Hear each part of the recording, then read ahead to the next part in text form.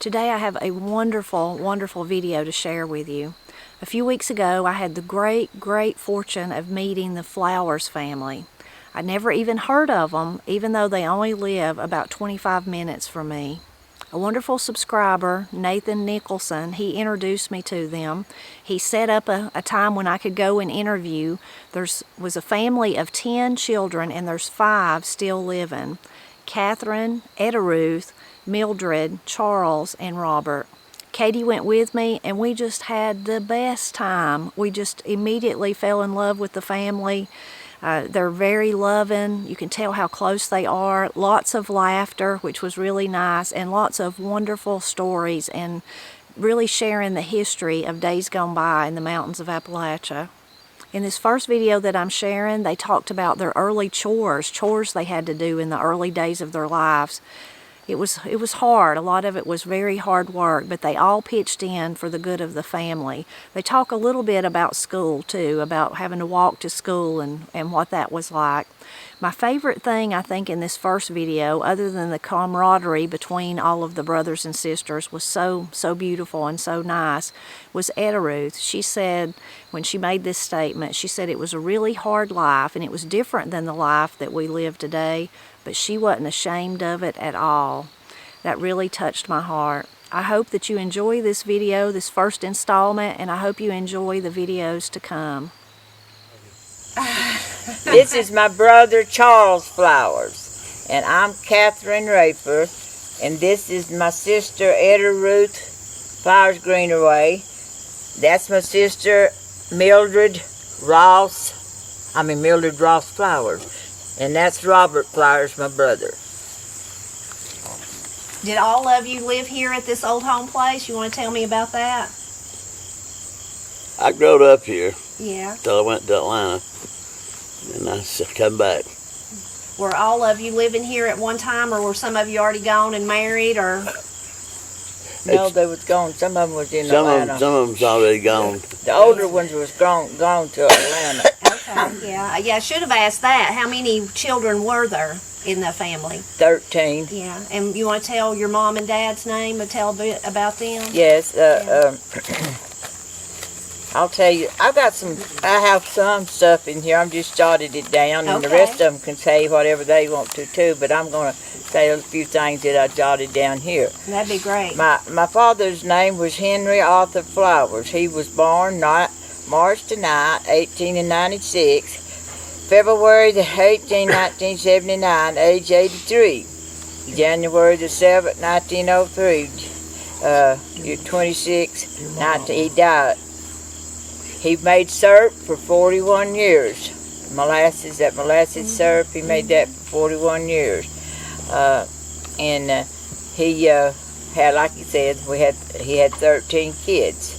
Now this is some of the things that I'm just going to kind of, slightly down, that we had to do as children of growing up. We had to do this. All the girls and the boys too had to work together. They didn't have no mercy on us, either. So we had to do this like they did. So we had to strip cane. We always raised cane, and Daddy always made syrup. We had to help kill hogs. I'll do all that stuff. I won't go into all that stuff you have to do when you kill a hog. We had to pull fodder, off of the stalks grow up, and you have the top there, and you chop it out, and you make tops out of them, right, boys? Yeah. And then you pull what's left onto the other. You pull it off, and you make little bunches, and you have to make 4 bunches of those little small bunches, and put those 4 bunches in one thing, and tie it up, and that makes fodder, and you hang it back on that where you cut that off, and it dries out, and you have fodder. You get out of that one stalk of corn, you get fodder, and you get tops out of it. Okay, and then feed the cows. Do what? To feed the cows. Oh, out that feed the cows. We had to get up hay. We didn't have things to like they do today. But when we had the pitchfork, I don't know what people know what pitchforks are, but we had to use them a lot of times around here and down where we lived and everything. We'd have to take the pitchfork and rake up hay. We had we had the whole corn. Dad would take our corn and it would dry. He'd always pick the best off of the corn, off of the stalk, and he'd let it dry out good and make sure it was good. And he would grind it, and he'd make our meal. And that's how we got our meal. We was ground up, We always had plenty of meal, because Dad always saved enough corn to make sure we'd have the supply to last us through the year. We had to carry water. I don't know how that. We had to carry water from a spring down there where my brother owns now. We had to carry that all the way up that hill there to here. And we had to wash our clothes now. We had to wash all our clothes. We had to bathe and everything, and we had to carry enough of water from there. And then my mom had a big old wash pot out. And I guess if you know what a big old wash pot is. Mm-hmm. Well, Mom had one of them, and she put our clothes in that wash pot, and she would boil them to make sure they was all clean. We had to do that. And you can imagine carrying enough water to bathe all of us, everybody, and wash clothes too. Well, it worked. Does somebody else want to talk a minute? Get sweaty just doing that part, just to take a bath. You got to take a bath, you got to take a bath. Yeah, that sounds like it, yeah. And you want to say something? Yes. But then got where they could draw water out of the well to wash. We didn't drink it at that time. We drawed the water out of the well to wash the clothes. And then we got where I made a mistake. Yeah. Well, why didn't you correct me? But we drawed the water out to do the washing. We carried the water from down there to do the cooking and do the drinking of the water. Yeah, I knew that. And so that is what. Then they got the well cleaned out where we could use the water out of the well.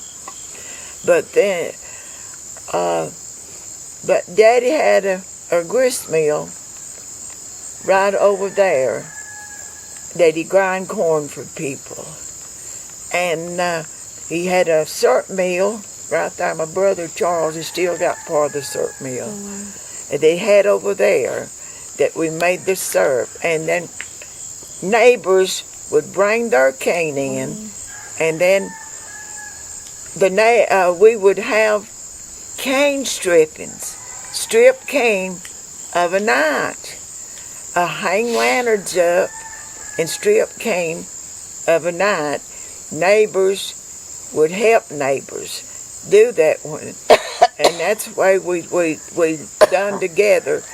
People done together was to strip the cane and of a night and help the neighbors, and then they'd bring their cane to be made syrup. And then we walked to school from here. There's 2 miles either way. We went down this way to school or down that way to a 2-room schoolhouse. There was just a 2-room. And sometimes there'd just be one teacher to teach all of us children that's up to the 7th grade. To the 7th grade, up and down here. And there wasn't no school bus running through here then. And then whenever I got through the 7th grade and started through high school, I had to go about 3 miles to catch a school bus. So I quit school. And then finished school. And the next year, the school bus started back through here. And my dad wanted me to go back to school. But I wouldn't go back because I was a year behind. And I didn't want to go back to school and be a year behind. But but I wasn't the only one. This road would be, the kids, some of them would be from the school, would be walking together. And the teacher would be walking with us, too. So, so that was the kind of life that we live. But I'm not ashamed of it. Oh, no. I'm not ashamed of it. And I thank God that we had a Christian mama, Christian daddy, took us to church. Daddy had a 2-ton truck. He's the only one for years that had a vehicle through here. And he would take us to church on that 2-ton truck. And not just us.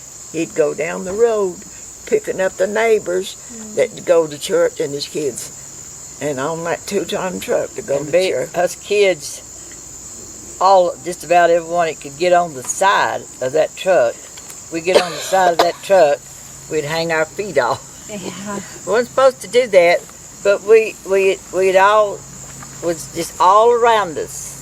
From one side to back side, and on this side, you could see all them kids hanging their feet off of that truck. But I was going to say, I've been down in that well right there.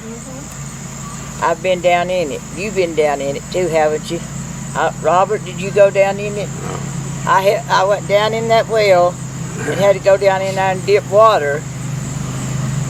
And they'd bring it up, pour it out, and then they'd send the bucket back down. And I was down in that well, cleaning it out so we could soon have water up here. We wouldn't have to, How'd you get in there? They let me down in a boat.